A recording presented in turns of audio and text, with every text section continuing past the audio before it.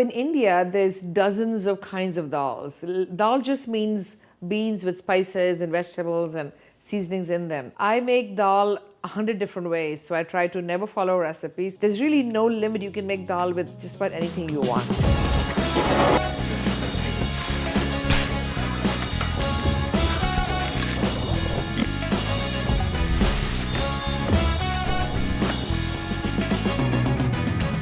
Hi, my name is Anita Jaisinghani. I'm from Pondicheri in Houston, and I'm going to show you how to make dal, curried lentils. And you can make this particular recipe with any beans. You can make it with the moong dal, which is probably the lightest of all lentils, or you can make it with chana dal, which is like the instead of the garbanzo beans, or you can make this with real beans. So really you can make dal with just about any beans out there. I've rinsed these lentils 3 times in water, just over the sink, and now I'm going to put these in water to soak them for a little bit longer. Now, as you can see, this water is super cloudy. It just means that all the impurities of the lentils are coming out, and that's what we are going for when we soak them. I'm going to soak these lentils for minimum an hour and maximum like 3 or 4 hours, and then we will cook them.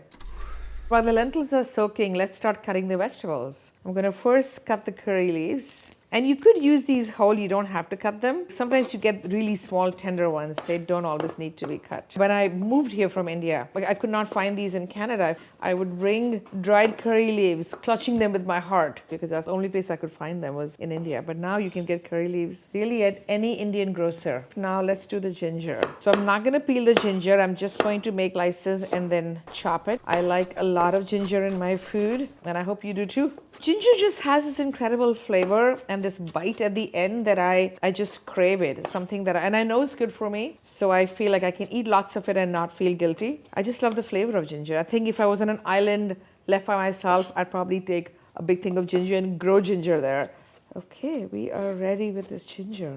Maybe a little too much, but who knows. And now the tomatoes. So I'm just going to cut the ones that are bigger. These tiny ones can just go in whole because I want them to kind of get smooshed into the dal. I don't want them to be whole. And the little whole ones are delicious because they'll like pop in your mouth when you eat the beans. I use tomatoes a lot when I cook. Not in the winter as much because you can't get good fresh tomatoes. You can use canned tomatoes, but I like to use crushed tomatoes and not puree or paste because that tends to have additives in them. If you just get a good can of crushed tomatoes, you're good to go. So that's it, that's tomatoes. And now the fennel. I'm just gonna cut the back of this off, and then I'm gonna cut some of this top part out. Back to that a little later, and just slice this in half. I really grew to love fennel during the pandemic. We had a farmer that grew 400 pounds of fennel and nobody was buying it. I'm like, I'll take it all. So we learned how to make everything with fennel. There was fennel pizza, fennel dal, fennel salad, roasted fennel, you name it. We did everything with fennel. And that's when I discovered how wonderful fennel is in so many foods.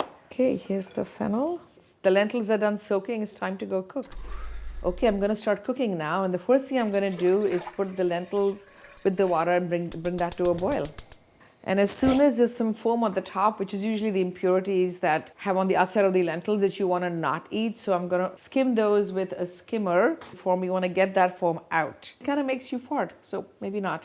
I'm going to now turn the heat down on these beans, and I'm going to add the turmeric and then the salt. I'm going to stir that in just for a bit. Okay, now that the spices are in, the foam is gone, I'm going to put the lid on. I'm going to cook this for about 10 or 15 minutes till they soften up completely. Okay, so our lentils are almost done, or they're actually done cooking.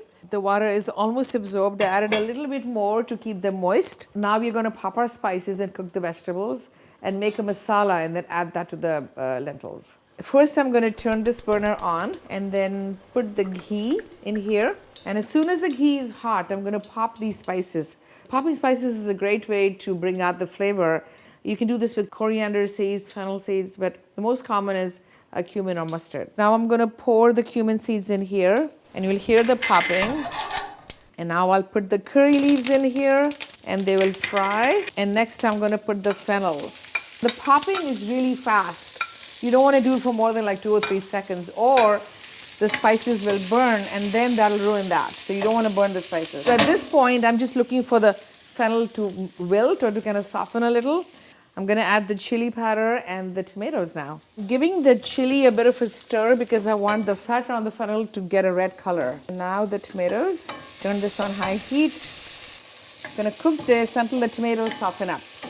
Checking in on the tomatoes and the fennel, and you can see that the fennel has, and the tomatoes have let lots of water out. So the tomatoes have softened now and they're almost there. Another 2 minutes and we can put them into the lentils.